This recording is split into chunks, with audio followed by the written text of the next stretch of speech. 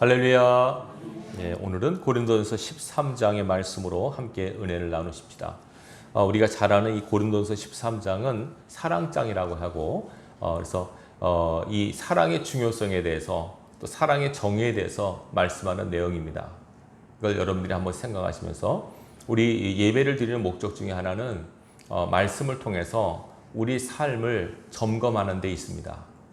우리가 천국을 향하여 가는 여정 가운데 있지 않습니까? 저 여러분들이 언젠가 다 천국에 이를 것입니다. 제가 묻겠습니다. 여러분 여기 계신 모든 분들 다 천국에서 그대로 만나실 줄로 믿죠? 네, 안 보이시면 곤란합니다. 그럼 제가 큰 책망을 받을 가능성이 높습니다. 다 천국에 가셔야 됩니다. 그래서 천국 가는 그날까지 내가 지금 잘 이 십자가의 길을 걸어가고 있나, 주님과 동행하고 있나, 내가 무엇이 부족한가 하는 것을 점검하는 것이 예배의 중요한 목적 중에 하나입니다. 내가 모르는 부분도 있을 거고, 알고 있지만은 이건 내 힘으로 안 돼. 그러면 하나님께 행할 수 있는 은혜를 구하십시오. 능력을 구하십시오. 반드시 주님은 주십니다. 우리가 주님을 따르려고 하는데 왜 주님께서 안 주시겠습니까? 혹시 여러분들이 기도할 때 뭔가 이거 하나님 주실래나 하는 거 있으면 이 말씀을 기억하십시오. 자기 아들을 아끼지 아니하시고 우리 모든 사람을 위하여 내어주시니가 어찌 그 아들과 함께 모든 것을 우리에게 주시지 않겠느냐. 그죠? 하나님은 우리가 구하는 것을 주기를 무엇보다 기뻐하십니다. 어쩌면 달라고 하는 우리보다 하나님 더 주고 싶어 하세요. 그럼 왜 안 주세요? 일단 기도 안 했잖아. 기도하셔야 돼요. 기도했는데요, 믿음으로 안 했잖아. 끈기 있게 안 했잖아. 하나님께서는 언제 응답하겠다는 약속을 하신 적이 있습니까? 없습니다. 근데 분명히 주시는데 응답의 시기와 날짜를 말씀 안 하셨어요. 그런 거로 그냥 응답 받을 때까지 하셔야 돼요. 혼자 난 하나님 딱 3일 동안만 기도할 겁니다. 그 안에 응답 없으면 나 별로 재미없습니다. 이래서 혼자 기도하고 혼자 시험 든 분이 있어요. 그러지 마시기 바랍니다. 혼자 신앙하는, 혼자 북치고 장구치고 하시면 안 돼요. 신앙은 하나님과의 교제고 하나님과 관계예요. 그래서 나 혼자만이 아니고 주님의 뜻을 헤아리고 하나님의 뜻이 어디 있는가, 주님이 뭘 원하시는가, 뭘 싫어하시는가를 아셔야 돼요. 여러분들 이걸 놓치지 마시길 바랍니다. 자, 오늘 이 고린도서 13장은 굉장히 중요한 장이라고 하는 것이요. 이 마지막 절에 보면 이런 말이 있습니다. 그런즉 믿음, 소망, 사랑 이 세 가지는 항상 있어야 된다. 그러나 그 중에 최고는 사랑이다 라고 말씀하세요. 우리 크리스찬들이 갖춰야 될 신앙의 세 가지 덕목입니다. 믿음과 소망과 사랑 이 세 가지는 항상 있어야 된다. 그래서 우리가 신앙을 점검할 때 나는 지금 믿음을 갖고 있는가, 소망 가운데 있는가, 사랑하며 살고 있는가를 점검하셔야 돼요. 이 세 가지는 항상 함께 있어야 되고 서로 연관 관계가 있어야 뗄래야 뗄 수 없는 관계예요. 그렇지만 핵심을 말하라면 다 포함할 수 있는 게 있다면 사랑이라고 하는 것이에요. 자, 믿음, 소망, 사랑 이런 것들은 분명히 존재하지만 우리의 눈에 볼 수 없어요. 손에 잡을 수 없어요. 그렇다고 없는 게 아니에요. 반드시 있는 것이고 하나님과 관계에서 이것들은 가장 중요한 신앙의 요소가 된다고 하는 것을 말씀하고 있습니다. 자, 보십시오. 자, 믿음은 신앙의 출발점입니다. 우리가 예수님을 믿고 하나님을 믿는 데 출발하죠. 여러분 처음부터 나 하나님을 사랑해요, 예수님을 사랑하는 사람은 없어요. 처음에 출발은 믿음으로 출발해요. 사랑이라고 하는 것은 믿음으로 출발해서 자꾸 관계를 맺어가는 가운데 싹 트는 것이 사랑이에요. 이해되시겠죠? 그래서 믿음이라고 하는 것은 구원의 출발점이고, 또 소망이라고 하는 것은 뭐냐면 그 구원을 이루는 출발을 해서 계속 신앙 여정 가운데 우리를 이끄는 동력이 소망이에요. 소망이라고 하는 것은 어떤 비전 아닙니까? 우리의 바람. 그러니까 우리가 신앙하며 살면서 여러분 바람이 있습니까? 없습니까? 바람이 있죠. 난 소원 없어요. 이런 사람은 없습니다. 다 하나님만의 소원이 있고 소원을 가지셔야 돼요. 이 바람이 소망이고요. 그리고 사랑이라고 하는 것은 뭐냐면 이 모든 신앙의 여정의 마지막 완성입니다. 종결점입니다. 사랑. 그래서 이 사랑이 가장 중요하다라고 말씀하는 거예요. 자, 오늘 보시면은요. 사랑이 얼마나, 일단 1절부터 3절까지는 사랑의 중요성을 말합니다. 얼마나 사랑이 중요하냐면 어떤 믿음을 갖고 있던, 어떤 은사가 있던, 어떤 능력이 있던, 어떤 헌신과 충성이 있던 사랑이 없다면 의미가 없다. nothing 이렇게 나옵니다. 아무것도 아니란 거예요. 그러니까 여러분 대단한 거 아닙니까? 최고의 능력과 은사와 믿음이 있는 대단한 하나님의 사람이라도 하나님이 보셨을 때 그 속에 사랑이라고 하는 것이 없다면 그 사람은 아무것도 아니고 그 사람이 행한 것도 아무 의미가 없게 돼버린 겁니다. 이걸 여러분 잊지 마십시오. 이 설교를 들으시는 목사님, 또 여러분 전도사님, 권사님 누구든 할 것 없이 우리 안에 사랑이 없다면 우리가 하는 모든 일은 하나님 앞에 계산되지 않을 수도 있습니다. 내가 이렇게 많은 일을 하고 이렇게 많이 기도하고 이렇게 많은 헌신을 했는데요, 하나님께서 사랑 가운데 있느냐 물어보세요. 아니 그냥 열심히 했죠. 근데 하나님께서는 사랑을 찾으세요. 그래서 사랑이 이렇게 중요한 겁니다, 여러분. 다른 거 좀 부족해도 주님을 사랑하는 마음이 있으면 다 커버가 돼요. 그래서 여러분 사랑이 이렇게 중요한 거다라고 하는 것을 인식하셔야 됩니다.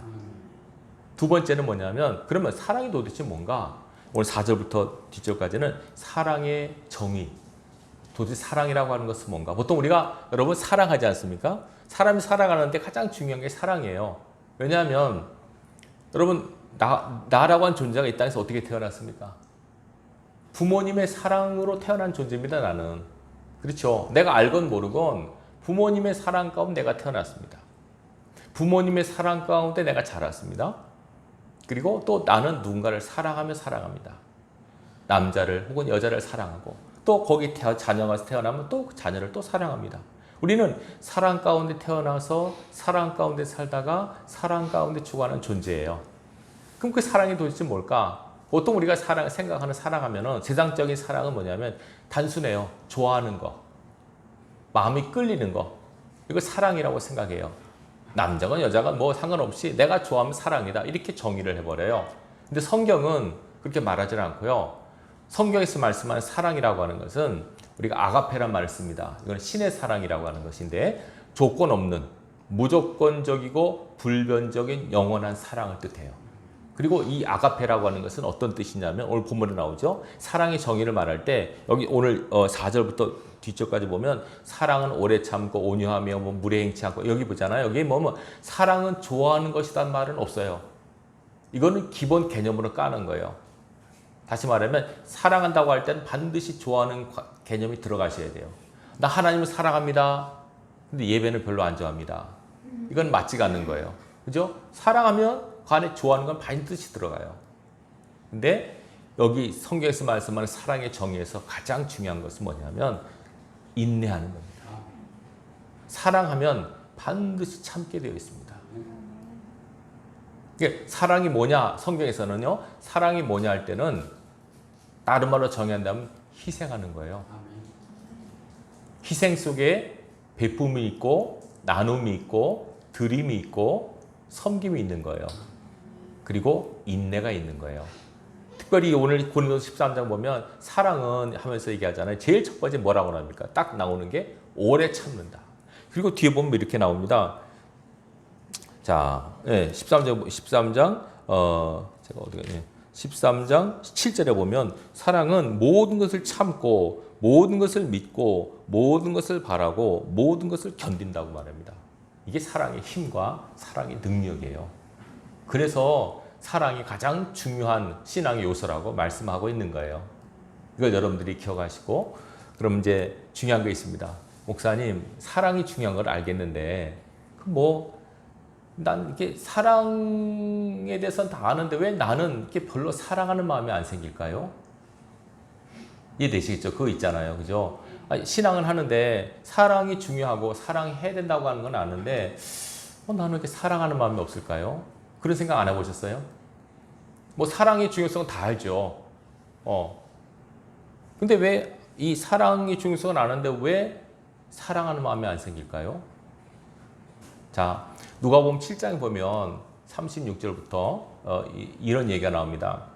예수님께서 한 바리새인 시몬이라는 사람 집에 들어가셨어요. 식사하러. 그 시몬이 예수님을 초대했어요. 바리새인인데 예수님께서 그 집에 가서 식사를 하세요. 식사를 하시는데 한 여자가 나옵니다.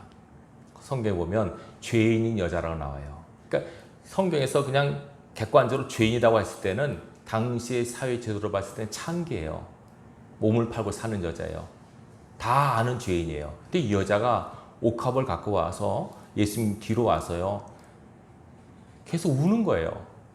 울면서 예수님 발 앞에서 눈물로 발을 적시고 긴 머리털로 예수님 발을 닦아요. 그리고 자기가 갖고 온 옥합에 있는 향유를 그 발에다 붓는 거예요. 그러니까 그 모습을 본 시몬이라고 하는 바리새인이 속으로 생각해요. 아, 예수님이 정말 선지자라면 저 여자가 어떤 사람인 줄 알 텐데 저렇게 허용하나? 저런 부정한 사람을 가까이 하나? 이랬어요. 그 마음을 읽으신 주님께서 시몬아, 내가 네게 할 말이 있다. 말씀하십시오. 자, 어떤 사람이 빚을 졌어. 한 사람은 50데나리온, 한 사람은 500데나리온. 우리 식으로 말하면 한 50만 원, 500만 원 정도 되는 거죠. 자, 이 빚을 졌다. 근데 두 사람이 다 갚을 능력이 없어서 주인이 다 탕감해줬어. 안 갚아도 돼. 그러면 누가 더 고마워하고 누가 더 그 주인을 사랑하겠느냐? 시몬이 대답해요. 아, 그야 뭐 많이 탕감받는 자죠. 그래, 맞아. 많이 탕감받는 자지. 자, 이 여자를 보느냐?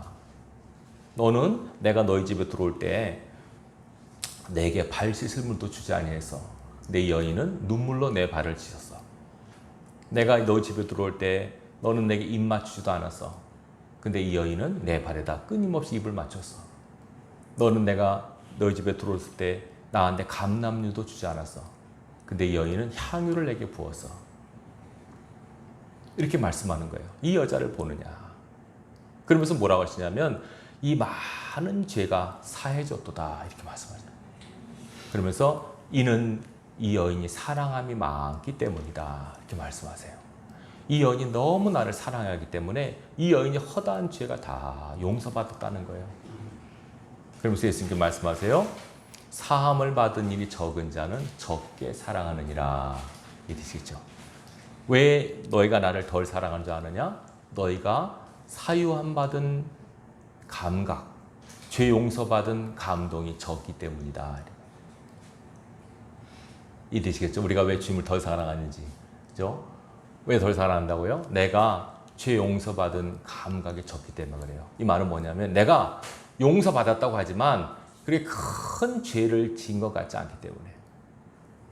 난 뭐 그냥 뭐 대충 이렇게 남한테 잘못한 거 없고 뭐 못된 짓 한 거 없는데 하나님께서 내가 널 용서한다 그래도 별로 큰 감동이 없는 거예요. 근데 이 여인은 자타가 공인하는 죄인이에요. 근데 이 여인이 그냥 보세요. 이 여인이 보세요. 예수님 앞에 나와서 뭐 회개했어요? 아니에요. 회개하지 않았어요. 뭐 말도 안 했어요. 단지 울기만 한 거예요. 눈물로 주님의 발을 적셨어요. 그냥 흐느끼기만 했어요. 근데 예수님께서 그걸 보시는 거예요. 중심 보시는 거예요. 이 여인이 자기 죄 때문에 우는 게 아니라 주님을 너무 사랑하는 거예요.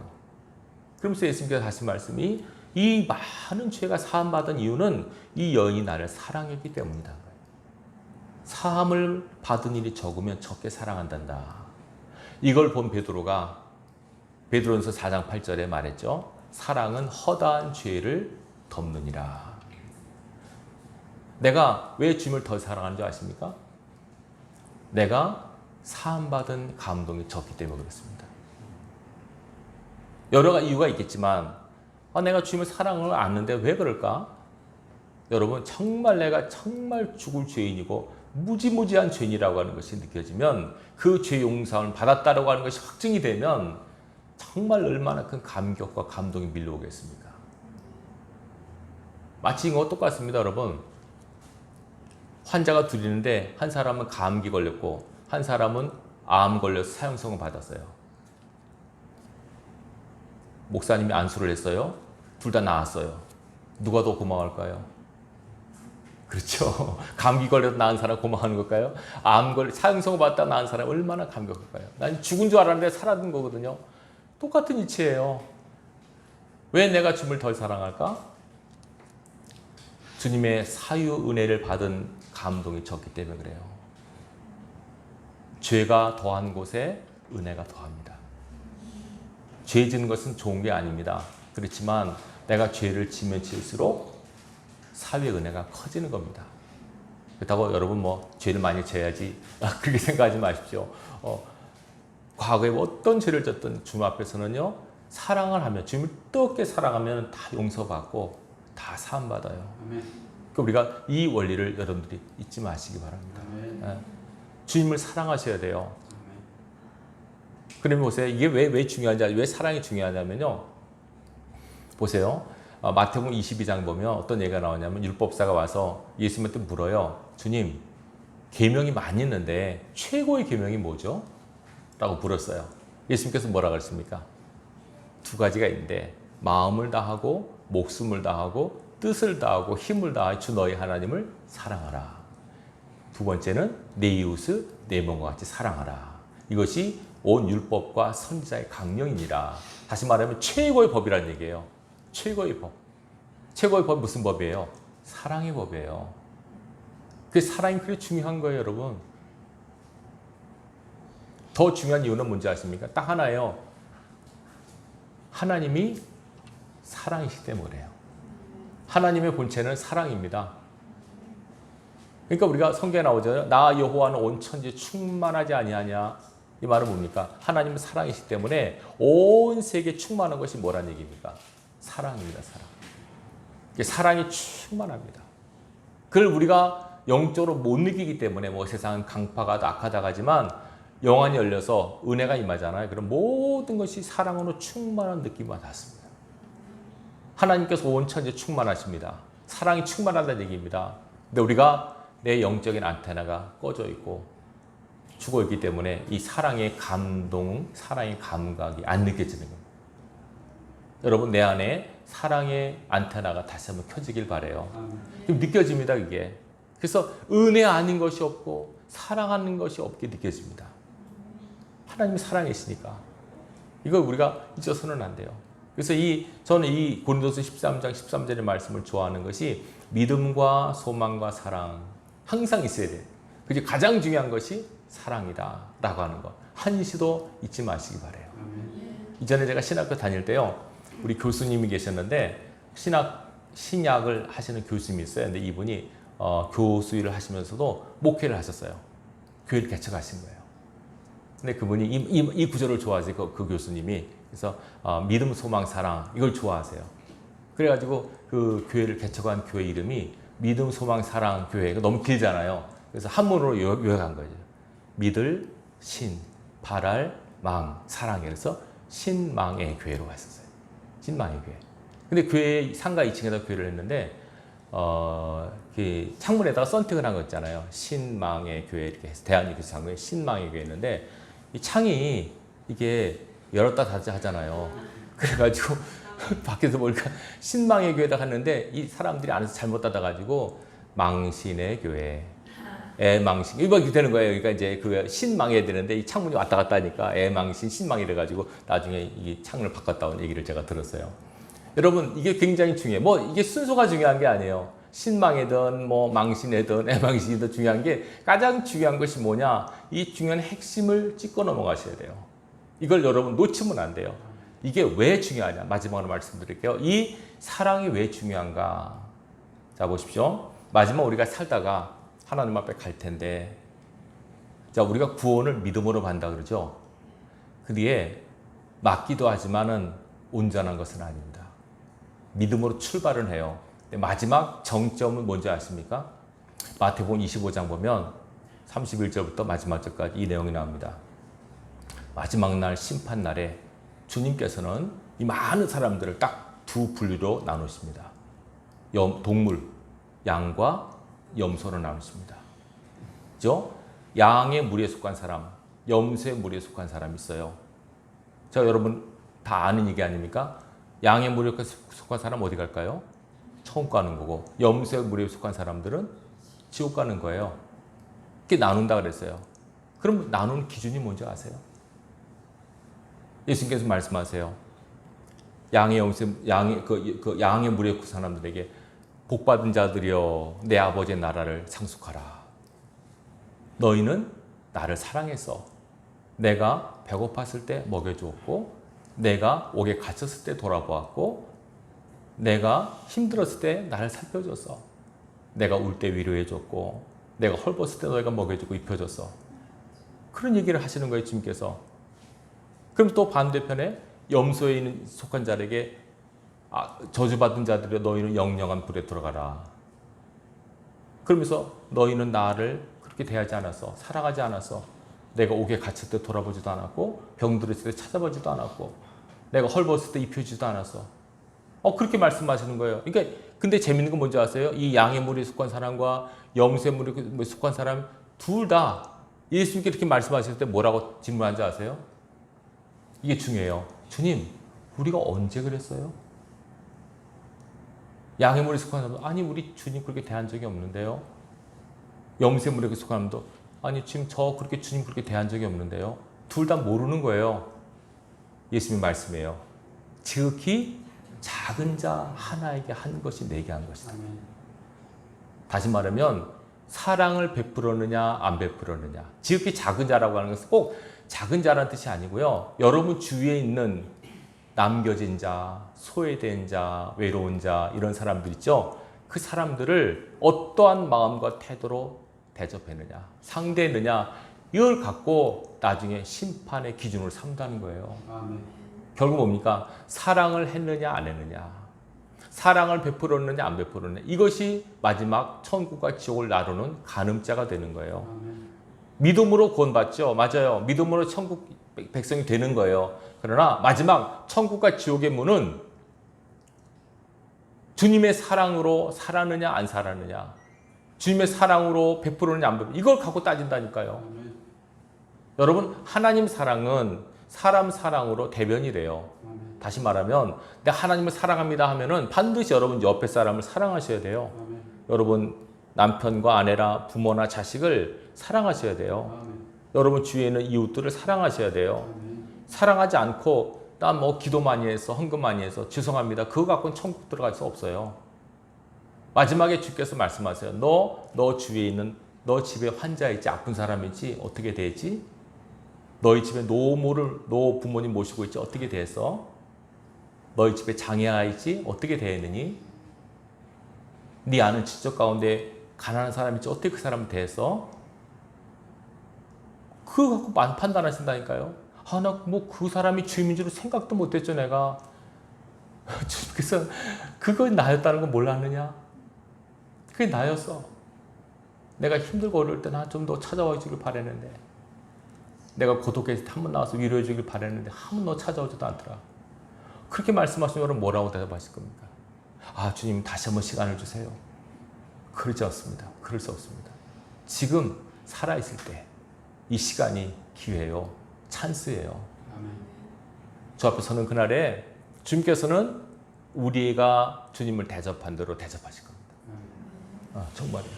여러분 주님을 잘 대접하셔야 돼요. 이게 신앙이에요. 기독교 핵심 이거란 말이에요. 기도 많이 하고 헌금 많이 하고 봉사 충성 필요합니다. 그러나 그것들은요 본질이 아니에요. 본질은 하나님 사랑인데, 그 하나님의 사랑이 무엇으로 나타난다고요? 사람 사랑으로 나타나요. 성경은 모든 사람을 주님을 대하듯이 하고 모든 일을 사랑으로 하라 딱 말하고 있습니다. 모든 일을 사랑으로 하십시오. 천하의 믿음 있고 능력 있고 뛰어난 은사와 어떤 달란트를 가진 사람이라 할지라도 사랑이 없다면 하나님 앞에 서는 그날 대답할 말이 없을 거예요. 여러분 이거를 잊지 마시기 바라요. 이번 한 주간도 앞으로도 항상 이 사랑의 마음을 갖고 살아가시기 바라요. 여러분 자신을 먼저 사랑하십시오. 왜? 하나님 나를 사랑하시니까. 하나님 우리를 얼마나 사랑하시는데요. 또 여러분 주위의 사람들, 저 사람 예수도 안 믿고 난 힘들게 만나게 속만 긁어놓고 그 사람은 더 사랑하셔야 돼요. 예수님께서 뭐라 그러시냐면요, 내가 누구를 도울 때 도움을 갚을 능력 있는 사람에게 돕지 말고 전혀 갚을 능력이 없는 사람을 도우라 그랬어요. 내가 이 사람을 얼마나 도와주잖아. 이 사람은 그냥 받아먹고 그냥 입 닦을 사람이면 그런 사람 많이 도와주세요. 다 그 주님께 가는 거니까. 내가 이 사람 10을 도와줬는데 이 사람은 내게 10을 베풀었다 그러면 아무것도 없는 거예요. 10을 줬는데 100을 줬다 그러면 오히려 마이너스가 되는 거예요, 여러분. 거꾸로 비친 삶을 살지 마시고 여러분들 누굴 도와줘서 이 사람은 내가 받아먹기만 하고 다들 나한테 갚을 능력이 없는 사람이야. 그 사람한테 많이 도와주세요. 많이 베푸세요. 그래야만 하나님이 기뻐하세요. 그게 다 상급으로 쌓인다니까요. 그럼 하나님 앞에 가서 우리가 받을 상급은 사랑의 열매예요. 어떤 마음으로 하느냐? 사랑하는 마음으로 하십시오. 우리 마음속에 그 문제라고 말씀드렸죠. 사랑이 중요한 건 왜 사랑할 마음이 없을까? 그렇다면 기도하십시오. 하나님, 내가 왜 사랑할 마음이 안 들까요? 내가 왜 강팍할까요? 너무 이기적인 마음이 드는데 왜 그럴까요? 이거 놓고 고민하셔야 돼요. 하나님의 사랑하는 마음을 좀 주세요. 하나님 나를 사랑하신다고 하는데 잘 안 느껴져요. 내가 내 이웃들을 사랑할 사람이 너무 많은데 왜 이렇게 내가 사랑하는 마음이 없죠? 누가복음 7장의 말씀을 깊이 묵상하세요. 왜 사랑이 없는가? 내 왜 사랑하는 마음이 적은가? 그리고 반드시 구하세요. 사랑의 은혜를 달라고 구하십시오. 또 개인적인 기도적 목적이 하나입니다. 내가 사랑하는 마음으로 목회해달라고, 사랑하는 마음으로 만나게 해달라고 이제 기도해요. 저는 목사이기 때문에 성도들 만나잖아요. 그러면 제가 개인적으로 제일 힘든 것 중에 하나가 성도들을 이렇게 사랑을 잘 못하는 약점이 있어요. 원래는 안 그랬는데 이게 목회하다 보니까 성도들한테 상처를 받아요. 목회자가 막 믿고 사랑하고 기대는데 막 배반하고 있잖아요.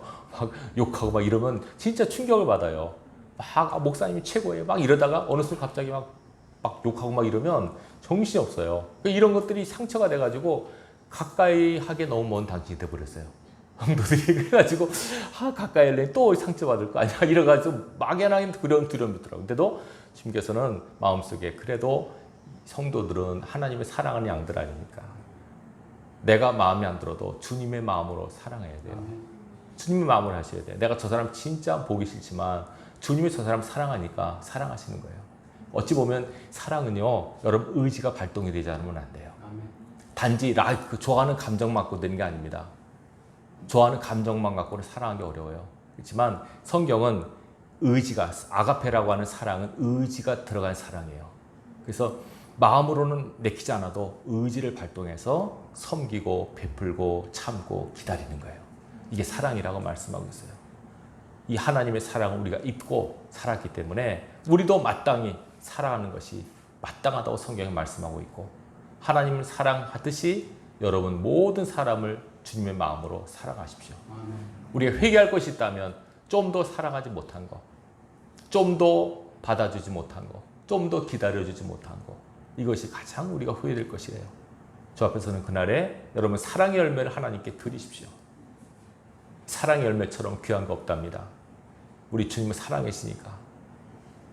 로마서 8장 29절에 분명히 말씀하고 있습니다. 우리를 부르신 것은 예수님을 본받게 하기 위해서, 예수님을 따라가기 위해서, 예수님의 성품을 담게 하기 위해서 우리를 부르셨다고 말하고 있어요.